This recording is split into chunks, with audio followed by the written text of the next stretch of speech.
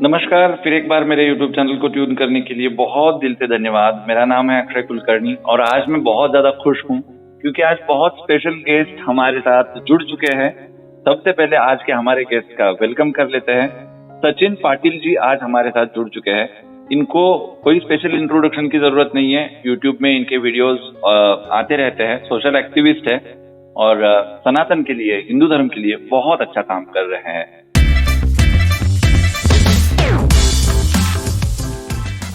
सचिन दादा, सगळ्यात आधी आजच्या माझ्या या पॉडकास्टमध्ये तुमचं खूप मनापासून स्वागत आहे.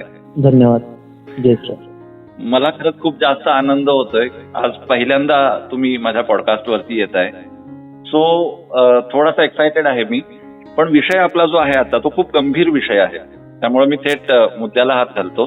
प्रश्न असा आहे की मराठा आरक्षणासाठी आपण प्रयत्न करतोय. मी स्वतः मराठा समाजाला आरक्षण मिळालं पाहिजे या मताचा मी देखील आहे. पण कुठेतरी मला असं वाटतंय की आरक्षण हा जो विषय आहे याच्यावरती विचार करायला हवा आणि आरक्षणाने प्रश्न सुटणार नाहीत. त्यामुळे प्रश्न अजून चिघळतील असं मला वाटतं. याबद्दल तुमचं काय मत आहे? काय ना की असं तुमचंच नाही, बऱ्याच लोकांचं मत आहे. आता थोड्या वेळा आधी मी आरक्षणावर एक पोस्ट केली. त्याच्यात सुद्धा काही असे एका व्यक्तीने एक लेख मला टाकली की आरक्षण म्हणजे काही जादूची कांडी नाही, किंवा बऱ्याचशा लोकांचं असं मत येतंय की मराठा समाज हा काही म्हणजे त्याला मागासला दर्शवण्याची गरज नाही, किंवा हे असं आणखीन किती दिवस चालणार आरक्षणाचा. प्रत्येक जर का समाज स्वतःला विकसित करण्याच्या ऐवजी स्वतःला मागास दाखवण्यासाठी प्रयत्नरत असेल तर या देशाची कशी दुरावस्था होईल, किंवा हा देश कसा काय विकसित होईल वगैरे वगैरे. मग अशी आहे की हा जो आरक्षणाची ही जी रचना आहे ही रचना म्हणजे बऱ्याच लोकांचा असा गैरसमज आहे, मी गैरसमज म्हणतो त्याला, की डॉक्टर बाबासाहेब आंबेडकरांनी आरक्षण हे 10 वर्षासाठी ठेवलं होतं. हे बरेच लोक असं सांगताना मला दिसतात आणि नंतर ते वाढत गेलं पुढे. बरोबर. डॉक्टर बाबासाहेब आंबेडकरांनी ते जे हे केलेलं आहे म्हणजे तो जो मुद्दा मांडलेला आहे तो अशा पद्धतीचा आहे की काय घटनेच्या मला वाटते कलम 354 नुसार आरक्षणाचं जे राजकीय आरक्षण आहे म्हणजे नोकरीमध्ये जागा, शैक्षणिक आरक्षण आणि राजकीय आरक्षण, याच्यामधलं राजकीय आरक्षण त्यांनी 10 वर्षासाठी ठेवलं होतं. बाकी शैक्षणिक आणि नोकरीसाठीच्या जागांबद्दल ते अशी घटनेमध्ये कुठेही तरतूद किंवा असं नमूद केलेलं नाहीये. सर्वात पहिली गोष्ट म्हणजे त्याच्यामुळे लोकांचा हा जो गैरसमज आहे की बाबा 10 वर्षासाठीच आरक्षण दिलेलं होतं, ते पुढे यांनी वाढवलं, राजकारण्यांनी वाढवलं वगैरे, अशातला काही भाग नाहीये. आज जो मराठा समाज जो आज आरक्षण मागतोय तो राजकीय आरक्षण नाही मागत आहे, तो मागतोय शैक्षणिक आणि नोकरीसाठीचं आरक्षण. बरोबर आहे? बरोबर. आता शैक्षणिक आरक्षण कशासाठी? आता EWSचा सुद्धा मुद्दा येतो की बाबा इकॉनॉमिकली विकन जो सेक्शन आहे त्याला सुद्धा 10% सवलत दिलेली आहे, मग मराठ्यांना वेगळं आरक्षण कशाला पाहिजे, बरेचसे त्याच्यामध्ये मुद्दे येतात. पण इथे महत्वाचा विषय हा आहे की कुठलाही व्यक्ती जो आरक्षणावर बोलतोय त्याने पहिल्यांदा हा विचार करावा, त्याने पहिल्यांदा त्या मागास मराठ्यांच्या ठिकाणी स्वतःला ठेवून पाहावं. जो मराठा समाजात जो मागासवर्गीय आयोग गाणे ज्या फाइंडिंग दिलेल्या आहेत मराठा समाजासंदर्भात की बाबा किती टक्के मराठा समाज भूमिहीन आहे, किती टक्के मराठा समाज हा अल्पभूधारक आहे आणि किती टक्के मराठा समाज हा बिलो पॉवर्टी लेवल आहे. आज इतका मोठा प्रचंड समाजात म्हणजे प्रचंड प्रमाणात महाराष्ट्रामध्ये मराठा समाज आहे. तर तुम्ही त्याच्यातलं जर आपण सरासरी पकडू, ते म्हणजे मी अंदाज सांगतोय, खरा आकडा नाहीये, आपण म्हणू की जास्तीत जास्त 70% मराठा समृद्ध आहे. बरोबर आहे? असं समजू की 70% मराठा समृद्ध आहे. मग 70% मराठा समृद्ध आहे म्हणून तुम्ही 30% माती करू शकत नाही ना. बरोबर. म्हणजे हे जेवढेही तांत्रिक गोष्टी लोक दाखवत आहेत, सांगत आहेत आणि खूप स्वतःला विद्वान वगैरे दाखवतात. थोड्या वेळा आधी एक दुबईवरून मला एका व्यक्तीनं या मराठा आरक्षणावर डिवचलं अक्षरशः. तो सुद्धा स्वतः मराठा आहे आणि मराठा मागास नाही आहे. मराठा तू दुबईत बसून हे डिसाईड नाही करू शकत ना बाळा. बरोबर आहे की तुझा बाप उच्च शिक्षित होता आणि तू BE झाला आणि तू नोकरी केली 20 वर्षे आणि नंतर तू दुबईत गेला आणि तिथून तू सांगतोस की मराठा समाजाला आरक्षणाची आवश्यकता नाहीये, किंवा तू इतर दुसऱ्या समाजाचा आहेस आणि तू सांगतोस की मराठा समाजाला आरक्षणाची आवश्यकता नाहीये. तर हे प्रत्येक व्यक्तीने हा विचार करायला पाहिजे की आज 2 एकर शेत आहे मराठवाड्यामध्ये. कित्येक तरुणांची अशी परिस्थिती आहे की 2 भाऊ आहेत, 2 एकर शेत आहे. एक भाऊ BE झालाय, त्याला नोकरी लागत नाहीये आणि तो BE झालाय, ते BE होता होता त्याच्या बापाच्या बुडात घाम उतरलाय, कारण की याला जनरल कॅटेगरी मधून त्याला फीस भरावी. आता EWS हे केव्हा आलंय, कधीपासून हे 10% आरक्षण आलंय आणि त्याची सुद्धा तो सवलत घेऊ शकला का? बरोबर आहे. म्हणजे आता माझ्या संपर्कात एक कुटुंब आहे, त्या कुटुंबामध्ये 11 लोक आहेत.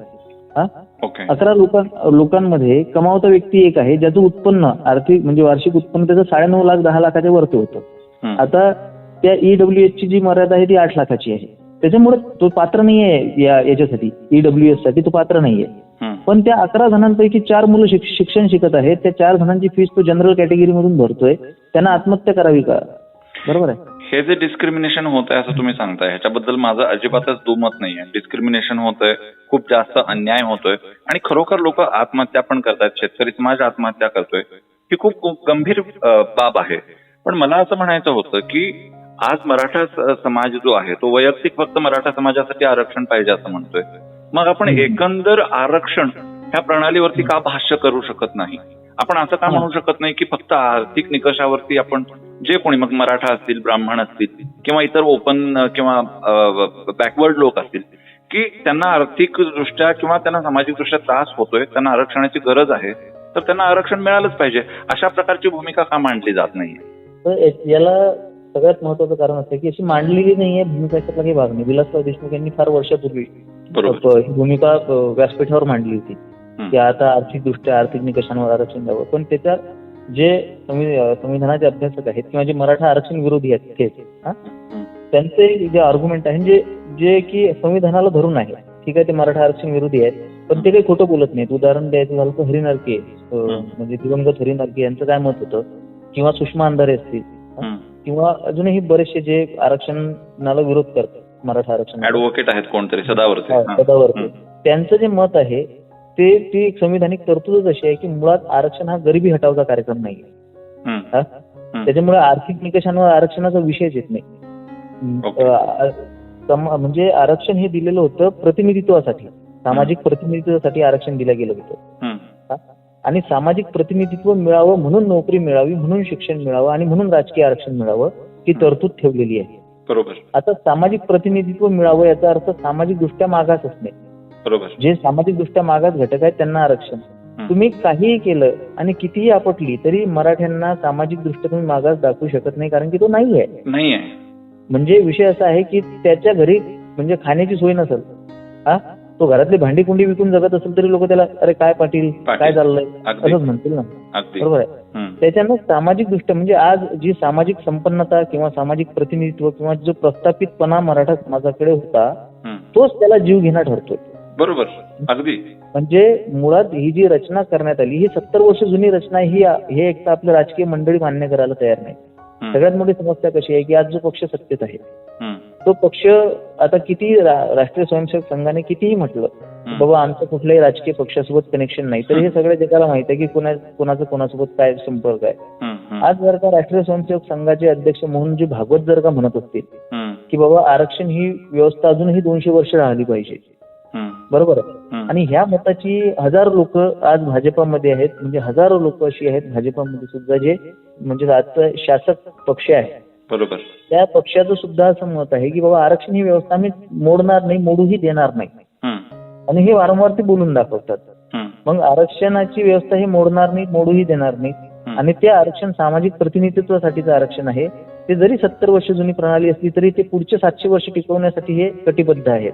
याचा अर्थ मुळात आर्थिक निकषांवर राजकारण. आता थोड्या वेळा आधी माझ्या ज्या व्यक्तीसोबत चर्चा झाली, जो सांगितलं दुबईत बसलाय, काय असताना बीई होणे आणि एखाद्या मोठ्या कंपनीत नोकरी करणे आणि आरक्षणाची तरतूद लक्षात घेणे, त्याचं संविधानिक अभ्यासाने या दोन गोष्टींमध्ये खूप तफावत आहे. आपल्या इथं समाजात दुर्दैव असं आहे आपल्या समाजाचं की आजकाल कोणी ग्रॅज्युएट झाला किंवा कोणी उच्च पदस्थ झाला नोकरी की तो सामाजिक, राजकीय आणि धार्मिक विषयांवर बिनधास्त भाष्य करायला लागतो. भलेही त्याच्यासाठी अभ्यास असो नसो, धार्मिक विषयांवर तर तो म्हणजे तो पीएचडी होऊन जातो, त्याला धार्मिक विषयावर बोलायचा अधिकारच फक्त तो शंकराचार्य समजतो स्वतःला. इतिहासावर तो असं मोकळं भाष्य करतो व्हॉट्सअप युनिव्हर्सिटीचा इतिहास वाचून की त्याला काही म्हणजे पाहताच होई नाही. शिवाजी महाराजांच्या सैन्यात 99% मुसलमान घालायला मागे पुढे पाहत नाही. बरोबर. त्याच पद्धतीने आरक्षणासारख्या संवेदनशील बाबीवर जेही लोक आज भाष्य करतायत, थोडंफार वाचून थोडंफार इकडचं तिकडचं ज्ञान घेऊन त्यांनी त्याचा संपूर्ण अभ्यास करणं गरजेचं आहे. मी जसं माझ्या एका व्हिडिओमध्ये बोललो की मी सदावर्तेंसोबत सुद्धा या विषयावर चर्चा करायला तयार आहे, हे सामाजिक मागासलेपण ह्या विषयावर. तर तयार आहे म्हणजे ते काही खूप म्हणजे मी काही त्यांना असं काही खूप बुद्धिजीवी वगैरे मानत नाही, पण जे लोक स्वतःला दाखवतात की बाबा आम्ही फार संविधानाचे जाणते आहोत, हा, ही कशी भोंगळ व्यवस्था आहे, ही रचना कशी भोंगळ आहे हे मी सिद्ध करून दाखवू शकतो. हे मी कोर्टातही सिद्ध करून दाखवू शकतो आणि कुठेही सिद्ध करून दाखवू शकतो. त्याच्यामुळे जोपर्यंत समाजाचा अभ्यास होणार नाही ह्या विषयावर, म्हणजे आता आजकाल काय होतंय की बिना अभ्यासाची लोक सुद्धा बोंबलत चुकली, त्याच्यामुळे फक्त समाजात संभ्रम निर्माण होतोय. जसा एक संभ्रम तुम्हाला सांगतो की बाबा 5 कोटी मराठा हा ओबीसी समाविष्ट होणार आहे आणि त्याच्यामुळे मग ओबीसी समाज बिथरतोय किंवा मग तो भावनिक होतोय किंवा म्हणतोय. मुळात खरोखर 5 कोटी मराठ्यांना आरक्षणाची मागणी आहे का? आज विदर्भ मराठवाड्यातला बऱ्यापैकी समजा विदर्भातला तर जवळपास संपूर्ण मराठा हा ऑलरेडी ओबीसी कुणबी झालाय, हे किती लोकांना माहिती आहे. त्याच्यामुळे जो उरला सुरला जो मराठा आहे त्या मराठ्याच्या आरक्षणाचा आता हा विषय चाललेला आहे. याच्यामध्ये महत्वाचा प्रश्न माझा असा आहे की तुम्ही राष्ट्रीय स्वयंसेवक संघाचा या ठिकाणी उल्लेख केला, भाजपचा या ठिकाणी तुम्ही उल्लेख केला. दादा, विषय असा आहे की आरक्षण हा एक टॅबू सारखा विषय झालेला आहे आपल्या भारतामध्ये. जसं की स्त्री स्वातंत्र्य, फेमिनिझम, त्याच्यावरती काय बोलायचंच नाही. जर तुम्ही काय बोललात तर तुम्ही नॅरो माइंडेड आहात, तुम्ही सांप्रदायिक विचारांचे आहात, तुम्ही समाजासाठी घातक आहात. सो त्या पद्धतीने आरक्षणावरती तुम्ही काय बोलू नका. आरक्षणावरती बोलणं हे धोकादायक आहे, ते खूप डेंजर आहे, त्याच्यावरती आपण बोलू शकत नाही. एक गोष्ट चांगली झाली मराठा आरक्षणाच्या निमित्तानं की आपण आरक्षण प्रणालीवरती भाष्य करण्याचा प्रयत्न करतोय, ती समजावून घेण्याचा प्रयत्न करतोय. कदाचित हे एक त्याचा उद्देश हा एक त्याचा उद्देश असू शकतो की अशा प्रकारे ओपनमध्ये त्याच्यावरती चर्चा झाली पाहिजे. पण प्रश्न असा आहे की मला माझ्या बुद्धीला हे कळत नाही. मी आजपर्यंत हे स्वप्न बघितलेलं आहे, हे मी ओपनली मी म्हणजे भाजपचा कार्यकर्ता किंवा भाजपचा वोटर या नात्याने, की समजा जर भाजपा सत्तेत आली तर आरक्षण प्रणालीवरती ती काहीतरी काम करेल, पण ती तर उलट आरक्षण प्रणालीला अजून मजबूत करण्याचा प्रयत्न करते. तुमचा अॅट्रॉसिटीवरती खूप जास्त अभ्यास आहे, तुम्ही खूप मुलाखती केलेल्या आहेत अॅट्रॉसिटीवरती. त्याला रिव्ह्यू करण्याच्या ऐवजी त्याला अजून स्ट्रॉंग करण्याचं हे लोक काम करतात. त्यामुळं मला असं म्हणायचंय की आपण समाज म्हणून एकत्र येऊन ह्या सगळ्या गोष्टींना लढा देणं हे क्रमप्राप्त आहे. पण असं करत असताना फक्त मराठा समाजाला आरक्षण मिळालं पाहिजे असं म्हणत असताना समाजाची ती ताकद कमी होते असं आपल्याला वाटत नाही का? काय ना की हे विषय खरोखर संवेदनशील आहे, हा, आणि प्रत्येक मुळात कोणताही पक्ष सत्तेत का आलाय तो बहुमताने, बरोबर, आणि बहुमत किंवा आजची ही लोकशाहीची परिस्थिती अशी आहे, यद्यपि शुद्धम लोकाविरुद्धम ना करनियम ना चरणी, बरोबर आहे. तुम्ही कितीही शुद्ध असलात, हा, तरी ते लोकांच्या विरोधात जात असेल. आणि एक असं चित्र असं उभं केलं गेलेलं आहे की तुम्ही आरक्षणाच्या विरोधात गेलात तर तुम्ही लोकांच्या विरोधात जाल. आज हे चित्र उभं केलं गेलं आहे. मुळात त्याला जर का आपण आकडेवारीनं जर का बघितलं तर याला काही अर्थ नाहीये की बाबा एकदम लोक रस्त्यावर उतरतील आणि पेटवापेटवी करतील आणि पूर्ण धवळून निघेल, असा काही भाग नाहीये. पण एक चित्र उभं केलं गेलेलं आहे की तुम्ही आरक्षणाच्या विरोधात बोलू शकत नाही, कारण की त्याची न्यूसन्स व्हॅल्यू खूप आहे, हा, त्याचं उपद्रव मूल्य खूप आहे. वास्तविक पाहता आपण जे म्हणतो की बाबा संविधानात भाषण स्वातंत्र्य आहे ते संविधानापुरतं मर्यादित आहे. मुळात आपल्या देशामध्ये भाषण स्वातंत्र्य नाहीये. असे कित्येक संवेदनशील मुद्दे आहेत ज्या विषयांवर मी बोललोय. रोहन जमादार बोललेला आहे किंवा इतर लोक बोललेले आहेत. जीवे मारण्याच्या धमक्या, हल्ले आम्ही सहन केलेले आहेत. खरोखर भाषण स्वातंत्र्य आहे का, हा पहिला प्रश्न आहे. तुम्ही नाही बोलू शकत. मी जे मुद्दे मांडतो तेही मुद्दे आज कित्येक लोक मांडू शकत नाहीत. हा, म्हणजे मला एक धमकी आली होती की बाबा 1500 रुपयात कट्टा भेटतो म्हणे. हा, म्हणजे जीवाची किंमत 1500 रुपये आहे, बरोबर आहे. त्याच्यामुळे आणि तुम्ही जर का पोलीस स्टेशनला गेलात ना अशा तक्रारी घेऊन, तर पोलीस तुम्हाला एंटरटेन पण करत नाही. आम्हाला काही दुसरे कामं नाही आहेत. त्याच्यामुळे हे जे भाषण स्वातंत्र्य, व्यक्ती स्वातंत्र्य, आविष्कार स्वातंत्र्य, ह्या सगळ्या बोलायच्या गप्पा आहेत. याला मुळात काही किंमत नाही. हे सगळ्यात मोठं कारण असतं की कोणी अशा संवेदनशील विषयावर सामान्य व्यक्ती पुढे येत नाही. राजकीय व्यक्ती त्याच्यासाठी पुढे येत नाहीत की न्यूसन्स व्हॅल्यू जे म्हटलं मी, उपद्रव मूल्य.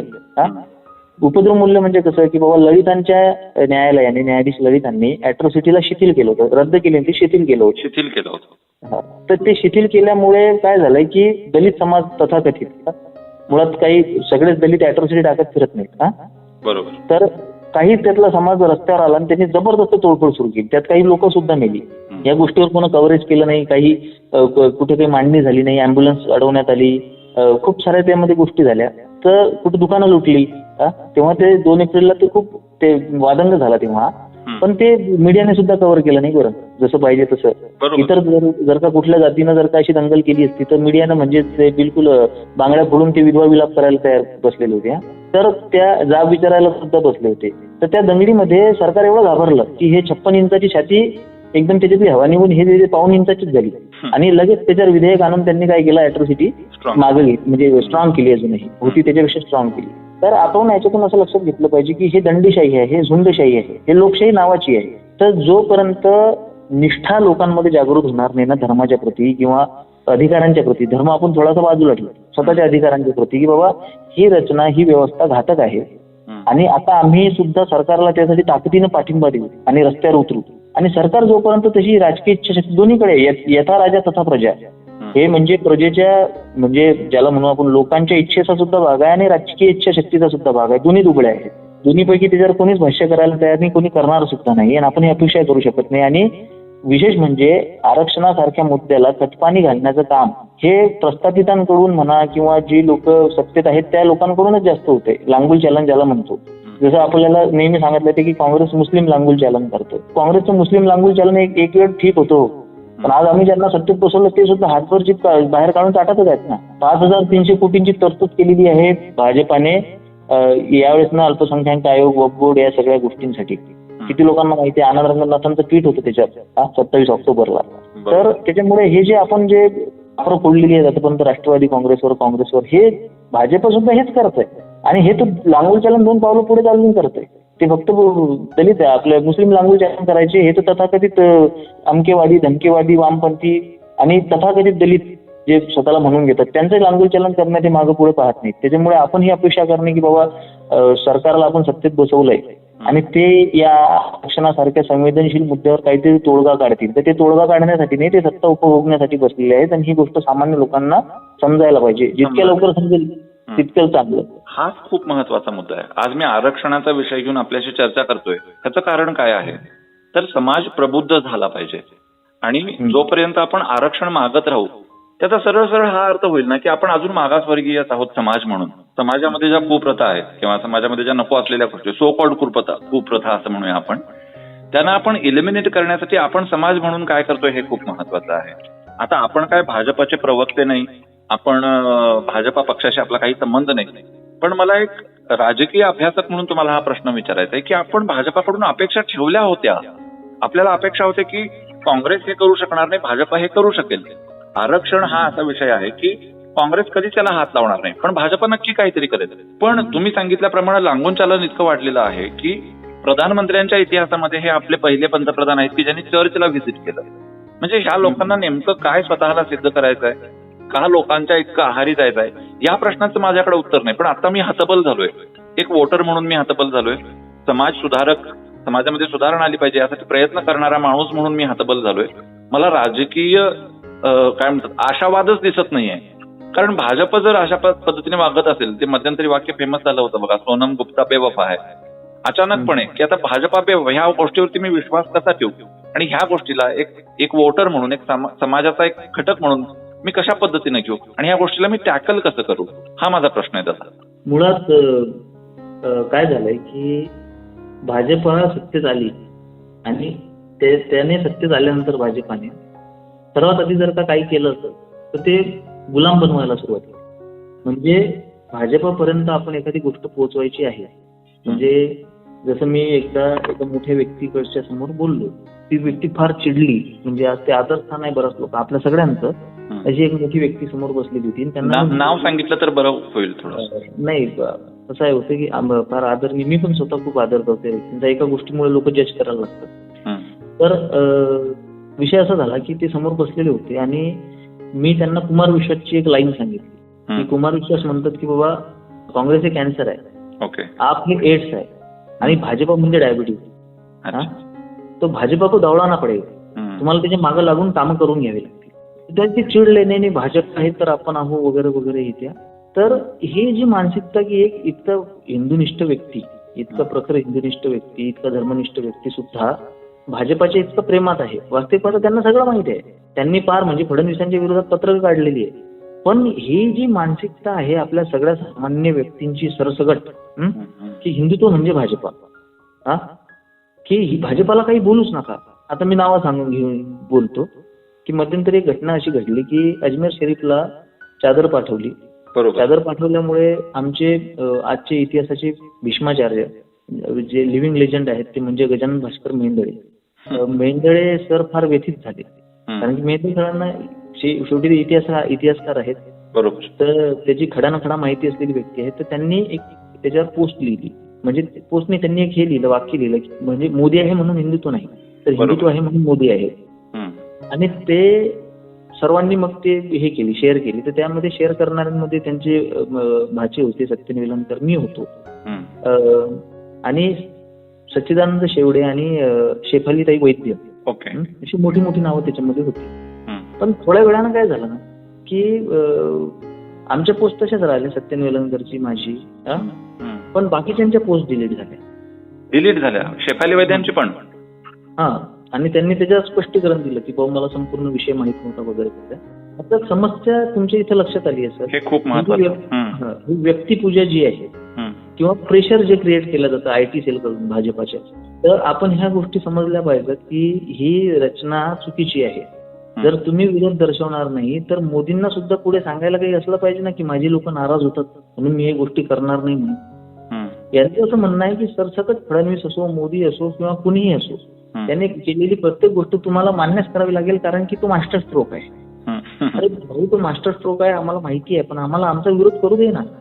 जर विरोध करण्याची प्रवृत्तीच जर का हिंदूंची संपून गेली तर हिंदू हे रोबोट होऊन जातील.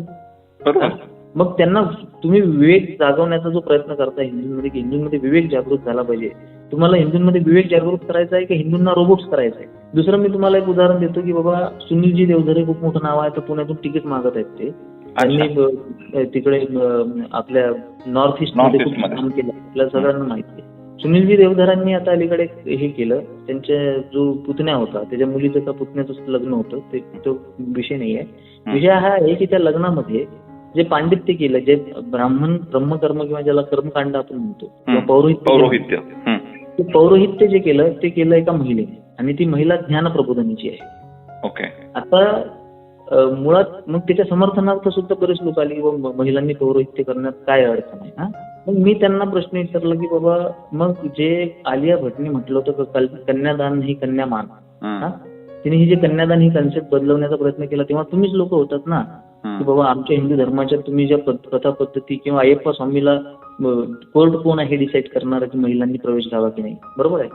तर तुमची ही जी दुटप्पी भूमिका आहे, मुळात मला महाभारतापासून रामायणापासून छत्रपती शिवरायांपर्यंत एक लग्न दाखवा की ज्याच्यामध्ये त्या लग्नामध्ये स्त्रीने पौरोहित्य केलं.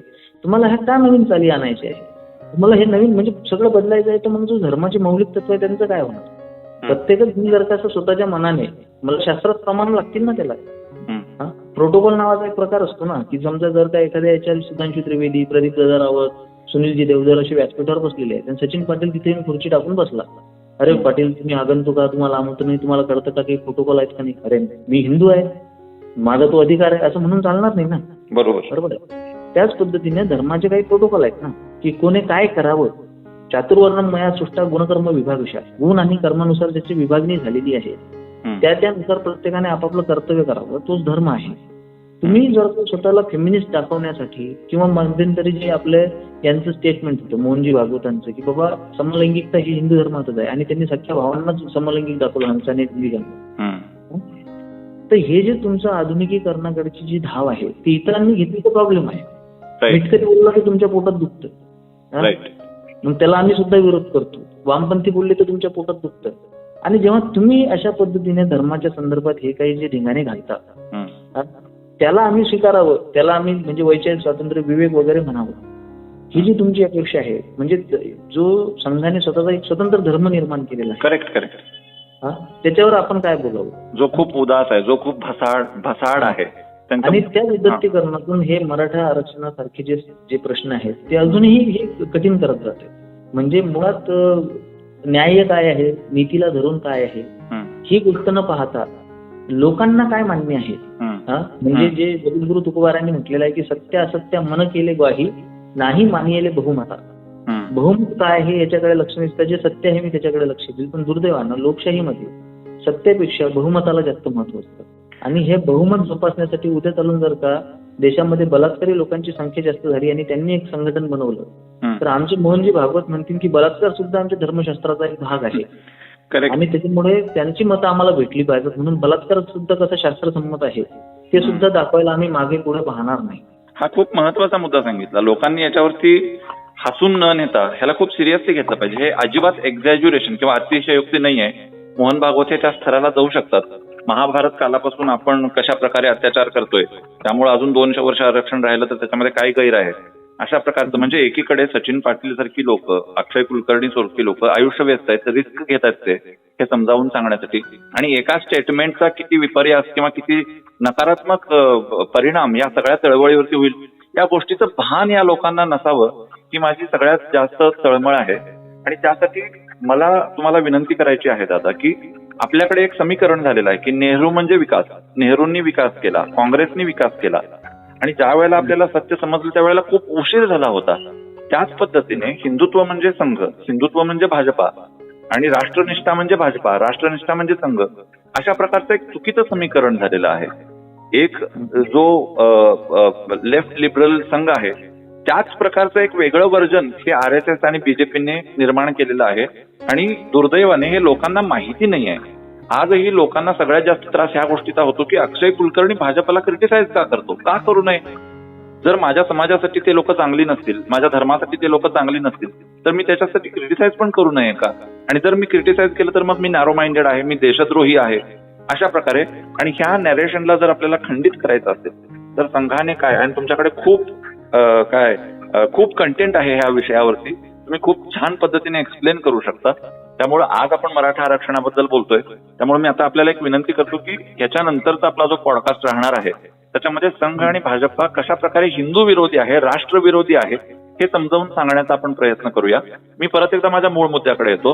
हा खूप गंभीर विषय आहे, आरक्षण हा खूपच गंभीर विषय आहे. माझी तळमळ ही आहे की या विषयाला आपण रिव्ह्यू करायला पाहिजे. पण ज्या वेळेला आपण फक्त मराठा म्हणतो त्यावेळेला तो फक्त मराठा कम्युनिटीसाठी लिमिटेड विषय होतो. ह्या विषयाची व्याप्ती वाढवण्यासाठी, जसं आज मी इररिस्पेक्टिव्ह ऑफ माय कास्ट या गोष्टीला सपोर्ट करतोय, लोकांच्या मध्ये अज्ञान आहे, लोक सपोर्ट करत नाहीयेत, लोकांनी सपोर्ट केलं पाहिजे. यासाठी आपण काय करायला पाहिजे असं आपल्याला वाटतं? मूळ ही जी मराठा प्रवृत्ती आहे, मराठा वृत्ती आहे, ही यांच्याकडे एक नैसर्गिक प्रतिनिधित्व होतं. म्हणजे यांच्याकडे म्हटलं पेक्षा आमच्याकडे म्हणतो, आपल्याकडे हो एक नैसर्गिक प्रतिनिधित्व होतं की मराठ्यांना लोक प्रतिनिधित्व द्यायचे आणि स्वतःहून द्यायचे, पाटील की असो, देशमुखी असो. आता ह्यांना एक जो जातीचा एक हे दिला, काय म्हणतात त्याला, दांभिकता किंवा एक अहंकार जो दिला, तो अनावश्यक अहंकार. म्हणजे मराठा असणे याचा अहंकार असावाच माणसाला, स्वाभिमान असावा, स्वाभिमान असावा. पण मराठे हे कसे, म्हणजे ब्राह्मणांनी मराठ्यांना कसं आतापर्यंत हे केलंय, शूद्र लेखलंय किंवा कशा पद्धतीने हे कमी दुय्यम दर्जा दिलाय वगैरे वगैरे सांगून मराठ्यांमध्ये हा जो न्यूनगंड निर्माण केला ना, न्यूनगंड, बरोबर, आणि त्या न्यूनगंडातून जो विद्रोह निर्माण केला, हे जे आज आपण मराठा आंदोलनामध्ये जेही आपण हे जी आक्रमकता बघतोय मराठ्यांची, ही आक्रमकता आणि कुठे कुठे जी अनावश्यक आक्रमकता बघतोय, ह्याला सुद्धा खतपाणी कोण घातलंय. जर का आपण याचा जर का अभ्यास केला तर आपल्याला लक्षात येईल की आज रोजी मराठा आरक्षणाचा मुद्दा समोर आल्यानंतर केवळ आणि केवळ फडणवीसांनी लाठीचार्ज केला आणि लाठीचार्ज पासून हा मुद्दा जास्त चिघळला, जास्त वाढला. आणि केवळ आणि केवळ फडणवीसांची पाठीराखण करण्यासाठी काही लोकांनी मराठा आरक्षणाच्या ह्या आंदोलनावर जी चिखलफेक सुरू केली पक्षांध लोकांनी, त्यामुळे हे या गोष्टीला अजूनही खतपाणी मिळालं. ह्या जो विद्रोही वृत्ती आहे मराठींची त्याला अजूनही खतपाणी मिळालं. आणि थोडाही संयम दाखवता, आजही भाजपा समर्थक थोडाही संयम न दाखवता ज्या पद्धतीनं गरळ ओकत आहेत मराठा आरक्षणावर किंवा ज्या पद्धतीने मराठा आरक्षणाच्या विरोधात लिहित आहेत, आपण जे म्हणतो ना की बाबा हा फक्त मराठ्यांपुरताच मर्यादित का विषय राहणार, बरोबर, तर मराठ्यांचा अस्मिता दिवसनी जाणारच ना. अरे धर्माच्या वेळेस तुम्हाला मराठा लागतो आणि आज रोजी तुमचा संबंध नाही. कोणी म्हणजे कोणी कीर्तीकर असो, कोणी कुलकर्णी असो, कोणी जोशी असो, कोणी भोगले असो, कोणी हे असो, ते तुमचा ह्या गोष्टीशी संबंध नाहीये, तर तुम्ही समर्थन करू शकत नाही, तर तुम्ही विरोध कशाला करताय. मुळात त्याच्यामुळे जास्त मराठा अस्मिता दुखावल्या जाते, हे लक्षात घ्या. दोन घटक सगळ्यात जास्त मराठा आरक्षणाच्या जे विरोधात उभे राहिलेले आहेत, तो म्हणजे अनावश्यक कारण नसताना एसटी समाज, ओबीसी मराठा संघर्ष मी समजू शकतो, कारण की त्याच्यातून आरक्षण द्यायचं. तो ओबीसी समाज छगन भुजबळ जर सोडले ना तर कोणाला काही देणं घेणं नाहीये. मूळ वास्तविकता ग्राउंड लेवलला अशी आहे की छगन भुजबळ आणि त्यांचे काही समर्थक ते सोडले तर काही कोणाला देणं घेणं नाही आहे. ओबीसी मध्ये जितके 300च्या वरती जाती आहेत ना त्यांना काहीच घेणं घेणं नाहीये की बाबा मराठा आमचा बंधू आहे तो आला तरी ठीक आहे. पण सगळ्यात जास्त ज्याचा काही संबंधच नाही तो म्हणजे एसटी समाज. तो रील्स काढतोय, तो तिकडे टीका करतोय, तो तिकडे मजा घेतो, तो त्यांची अलगच दुनिया चालू आहे, अलगच दुनियादारी आहे. आणि एक म्हणजे हा फडणवीस समर्थक ब्राह्मण समाज.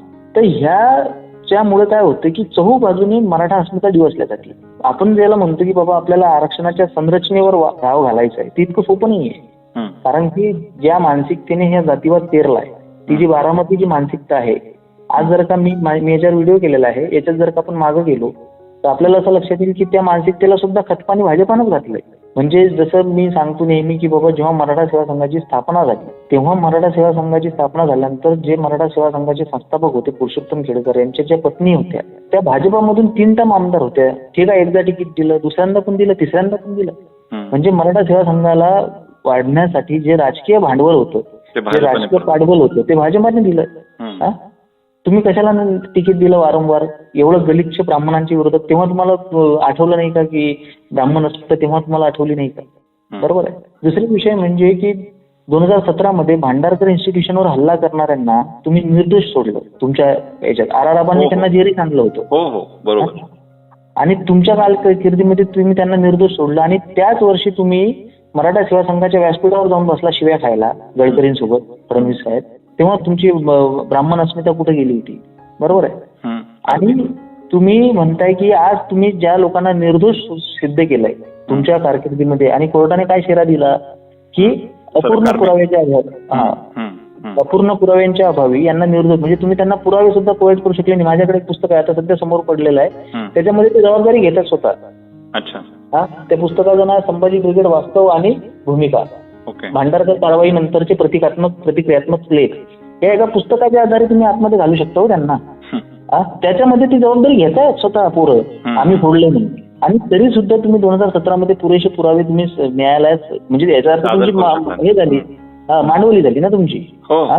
आणि आज तुम्ही त्याच भांडारकर फोडण्यासाठी जरांगे पाटलांना दोषी धरताय. काही संबंध नसताना प्रो बीजेपी चॅनल्स येऊन सांगतायत की बाबा जरांगे पाटलांनी भांडारकर फोडलं. तर ह्या सगळ्या गोष्टींचा विचार करता आपण म्हणतो की बाबा मराठा म्हणूनच का, ही सगळी कारण आहे त्याच्या मागे. तुम्ही जर का अशी सावत्र वागणूक दिली नसते, बरं फडणवीसांनी मराठा ब्राह्मण समाजाला पण सावत्र वागणूक दिलेली आहे 100%. दुमत नाही. तर एवढं असूनही केवळ तो माणूस ब्राह्मण आहे आणि तो अभ्यासू आहे. व्यक्तिगत आयुष्यावर मला टिप्पणी करण्याचा अधिकार नाही, पण एका जो प्रतिनिधित्व करतो राजकीय पक्षाचं म्हणा किंवा समाजाचं जो प्रतिनिधित्व करतो त्या व्यक्तीने स्वतःच्या घरापासून सुरुवात करावी. 100%. आपल्या विश्रामगृहामध्ये, शासकीय विश्रामगृहामध्ये किंवा शासकीय निवासामध्ये आपल्या सुविद्य पत्नी रियाज अली सोबत नाचतायत आणि आपण जर का बाहेर लव्ह जिहादच्या विरोधात जर का भाष्य करत असू किंवा आपला पक्ष जर का लव्ह जिहादच्या विरोधात भूमिका मांडत असेल तर आपण त्याचा विचार करायला पाहिजे की आपण चॅरिटी बिगिन्स ॲट होम, आपण घरापासून सुरुवात करायला पाहिजे. आणि आपण बाहेर जाऊन लोकांना धर्म, संस्कृती, संस्कार, संयम ह्या गोष्टी नाही सांगू शकत. पण मला विचित्र ह्या गोष्टीचं वाटतं दादा ह्या मुद्द्यामध्ये की जे अंधभक्त आहेत ते खरोखर अंधभक्त झालेले आहेत की त्यांना इतकी क्रिस्टल क्लिअर गोष्ट त्यांच्या लक्षात येत नाही आहे की हे आपल्या धर्मासाठी किती घातक आहे. एनिवेज, मी अजून एका मुद्द्याकडे आपलं लक्ष वेधू इच्छितो. हे काय कवी कल्पना किंवा असं गोडी गोडी बोलायचं म्हणून मी बोलत नाहीये. माझं असं मत आहे की सनातन धर्म, हिंदू समाज हा एकत्र आला पाहिजे. मग त्याच्यामध्ये जे 4 वर्ण आहेत, ब्राह्मण, क्षत्रिय, वैश्य आणि शूद्र, हे 4ही वर्ग एकत्र आले पाहिजेत. त्यांच्यामध्ये सामाजिक एकोपा निर्माण झाला पाहिजे. ब्रिटिशांनी डिवाइड अँड रूल केला असं आपण म्हणतो, काँग्रेसने डिवाइड अँड रूल केला असं आपण म्हणतो, आता भाजप पण डिवाइड अँड रूलच करतंय. जर ह्या सगळ्या लोकांना एकत्र आणणं, तुम्हाला विचित्र गंमत सांगतो, मी जातीने ब्राह्मण आहे आणि माझ्या घरामध्ये महाराजांचा फोटो, तर मला मराठा लोक कोण माझ्या घरला आले की विचारतात, ते पण इंग्लिशमध्ये विचारतात की तुम्ही खरंच ब्राह्मण आहात का? का बाबा, का ब्राह्मण? नाही, महाराजांचा फोटो. म्हणजे ब्राह्मणाच्या घरी महाराजाचा फोटो असू नये का? आणि सेम दुसरीकडे उच्चवर्णीय सोकॉल्ड जे आपण लोक आहोत त्याच्यामध्ये आणि दलित लोकांच्या मध्ये जी दरी निर्माण झालेली आहे, ही दरी आपण कशा पद्धतीने भरून काढू शकतो, समाज म्हणून आपण कसं एकत्र येऊ शकतो, याच्यासाठी आपण काय करायला पाहिजे असं आपल्याला वाटतं. सर्वात महत्वाची गोष्ट म्हणजे की माझं एक स्पष्ट मत आहे, त्या मताशी बरीच लोक सहमत होत नाही, पण ते वास्तविक आणि प्रॅक्टिकल मत आहे, व्यावहारिक मत आहे की सगळ्यात महत्वाची गोष्ट की जातीवाद सोडा इथपर्यंत ठीक आहे, पण जाती सोडा ही भूमिका मला कधीच मान्य नव्हती, कधीच मान्य नाही, राहणारही नाही. आपल्याला नेहमी सांगितलं जाते की बाबा जातीचा अभिमान सोडा किंवा जात सोडा, बरोबर आहे, आणि जात विसरून जा.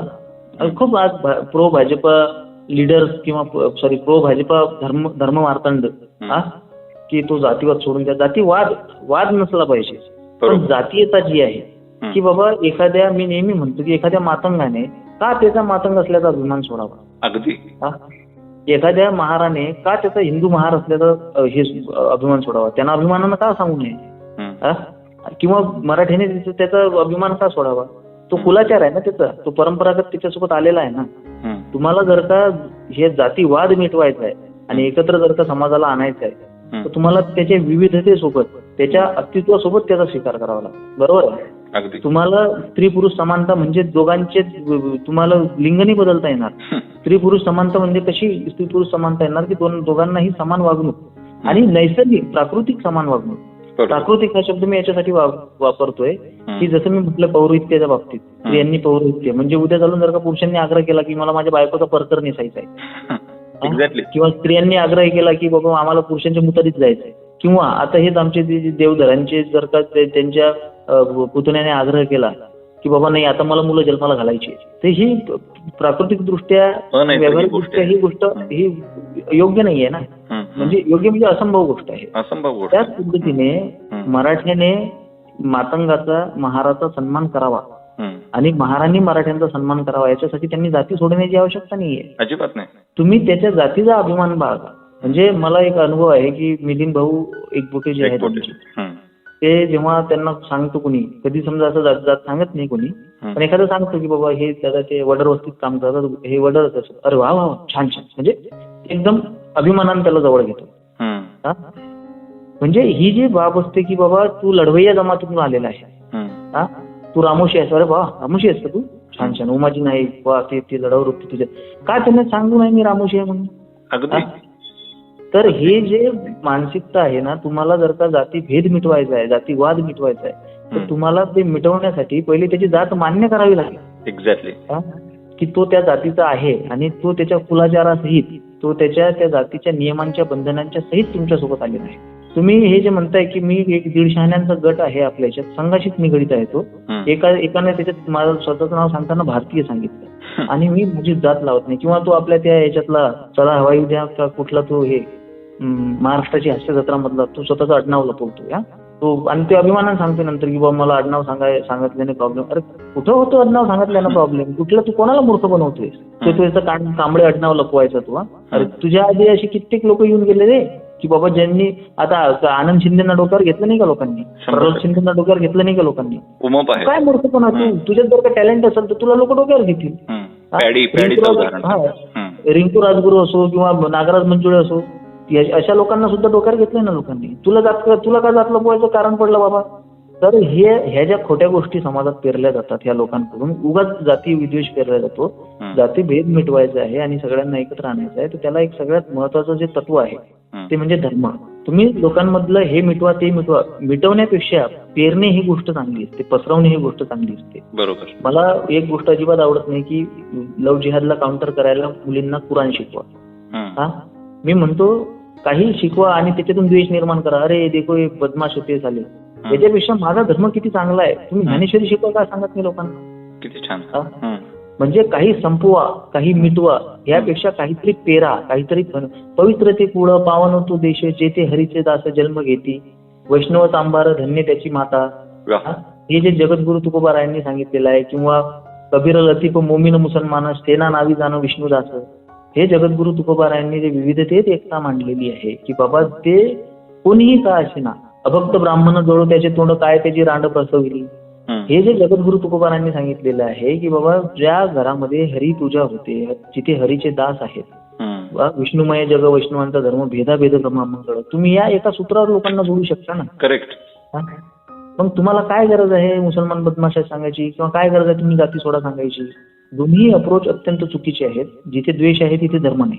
तर ह्या द्वेष शिकवण्यापेक्षा किंवा उच्च नीच मी ग्रेट आणि तो हे शिकवण्यापेक्षा जर का लोकांना धर्म शिकवला तर ते जास्त बेटर होईल लोकांना जवळ आणण्यासाठी. खूप छान. हे तुम्ही जे एक सेंटेन्स शेवटचं वाक्य तुम्ही सांगितलं की आपला धर्म जर आपण शिकलो तर आपल्याला वेगळ्या काही गोष्टी करण्याची गरज नाहीये आणि आपल्याला वेगळे रेफरन्स पॉइंट घेण्याचीच गरज नाहीये. आपल्याकडे जगद्गुरू तुकोबाराय आहेत, आपल्याकडं एकनाथ महाराज आहेत, आपल्याकडं संत ज्ञानेश्वर महाराज आहेत. यांचं साहित्य इतकं प्रगल्भ आहे, याच्यावरती जर आपण स्टडी करायला लागलो. पण याला पोषक अशा प्रकारचं वातावरण शासनाकडनं प्रशासनाकडनं सध्या मिळताना आपल्याला दिसत नाहीये. उलट याला अजून जास्त खाली घालण्याचा प्रयत्न केला जातोय. त्यामुळे मला सगळ्या लोकांना माझे आज जे कोणी हे पॉडकास्ट बघतात त्यांना सांगायचं आहे की ओपन माइंड ठेवून ह्या चर्चा ऐकायला सुरुवात करा. तुमचा तर्क जो आहे, तुमचा विवेक जो आहे तो याच्यामध्ये घेऊन येण्याचा प्रयत्न करा. हा माणूस मोदींना रागवतोय म्हणजे हा बादच आहे असं न म्हणता तो मोदींना का रागवतोय, का ह्या ठिकाणी मला अजून एक गोष्ट, मला गिल्ट आहे दादा या गोष्टीची. आणि आज मला सार्वजनिक संधी मिळाली आहे म्हणून ही गोष्ट मी तुम्हाला सांगतोय. ज्या वेळेला तुमच्यावरती हल्ला झाला होता तेव्हापासून मी तुम्हाला फॉलो करतोय आणि त्यावेळेला तुमची जी चीड मी बघितली होती, मला स्वतःला लाज वाटली होती की मी भाजपा समर्थक आहे. तोपर्यंत माझ्या डोक्यात प्रकाश पडला नव्हता की भाजपा अशा प्रकारे काम करतोय. जर राष्ट्रवादीच्या एखाद्या छोट्या कार्यकर्त्यावरती जर काही तसा काही विषय झाला असेल तर पोलीस स्टेशन समोर अख्खा पक्ष त्याचा येतो.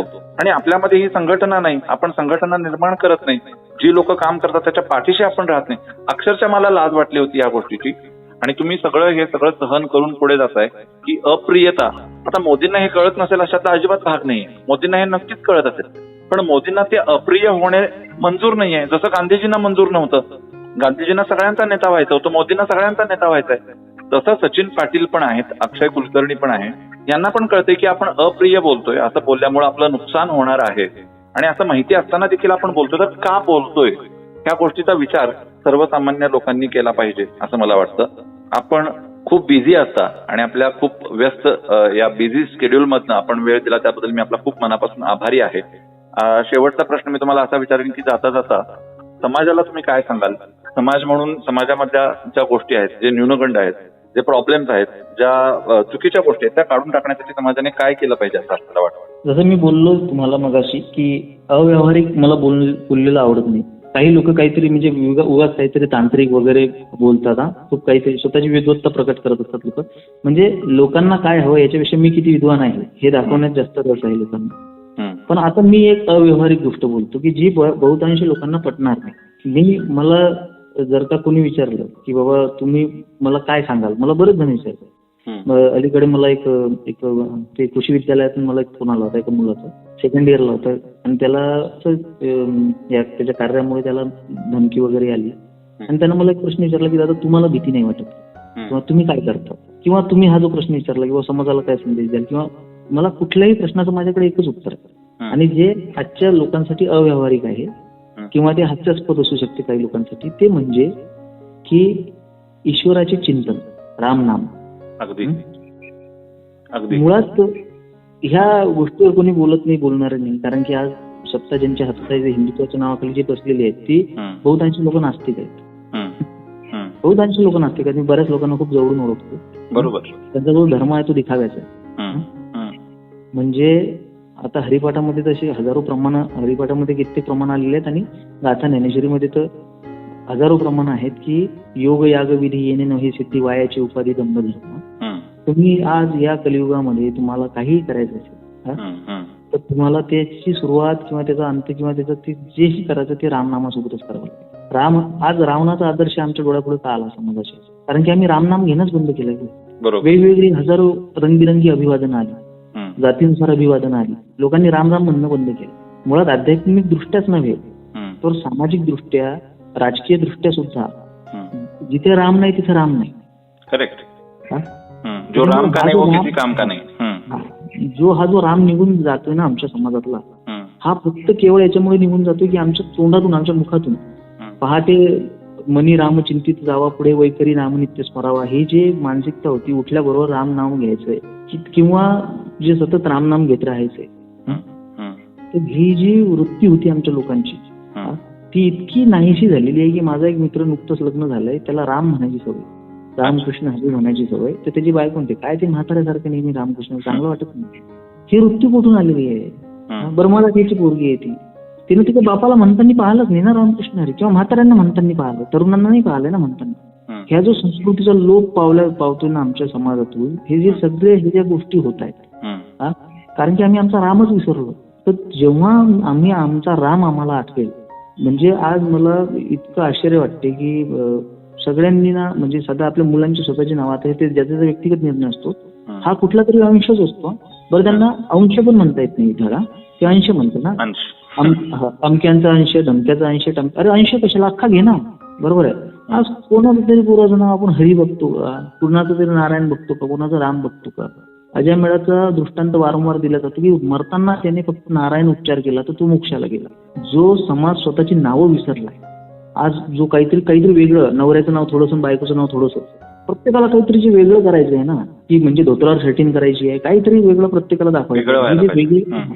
हे जे वेगळेपणा, हे जे आधुनिकतेची ओढ, हे जे आधुनिकतेचे वेध आम्हाला लागलेले आहे. आमचा जो विठ्ठल निघून गेलाय ना आमच्यातला, तो विठ्ठल जर ज्या दिवशी आमच्या समाजाला गवसला ना, त्या दिवशी त्याला कुठल्याही उद्देशाची, कशाची गरज पडणार नाही. एवढंच मला सांगायचं. म्हणजे प्रत्येक प्रॉब्लेमवर एकच उपाय आहे, रामबाण. त्याला रामबाण म्हटलेला आहे ना, त्याला अल्लाबान नाही म्हटलंय, त्याला जीजस बाण नाही म्हटलंय, त्याला रामबाणच म्हटलंय. राईट. म्हणजे उपाय हा रामबाणच असतो आणि रामच उपाय असतो. हे खूप छान सांगितलं तुम्ही.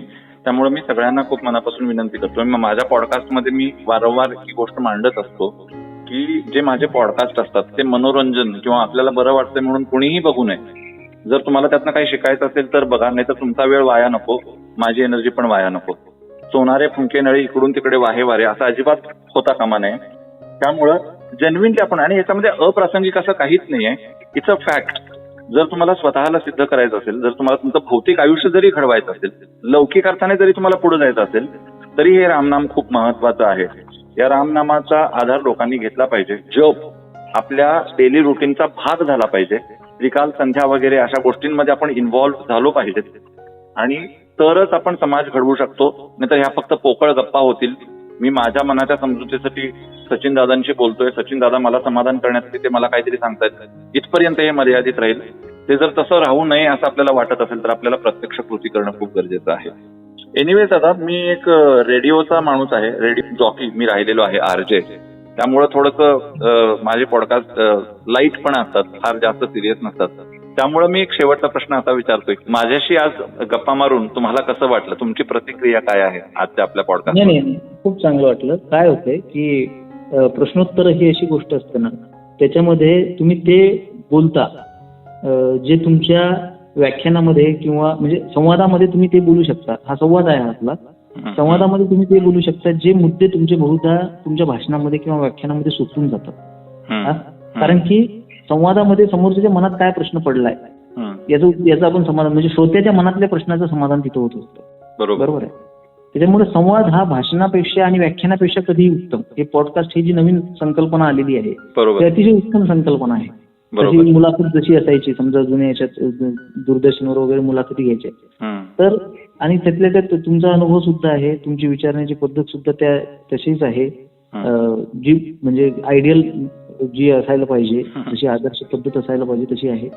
आणि नेमके आणि मोजके विचारायची पद्धत असल्यामुळे मला सुद्धा बोलताना म्हणजे मला खूप जास्त असा विचारपूर्वक, म्हणजे तसा मला मी जास्त विचार करून बोलत नाही. बरोबर. कारण की सत्य बोलायला खूप जास्त विचार करायची गरज पडत नाही.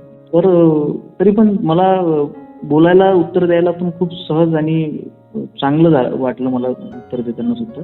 तर खूप चांगला अनुभव राहिला. Thank you so very much. समाजासाठी आपण काम करतोय, आपले हे प्रयत्न आहेत. त्यामुळे फ्युचरमध्ये RSS आणि BJP हे दोन सेपरेट विषय घेऊन मला तुमच्यासोबत पॉडकास्ट करण्याची इच्छा आहे.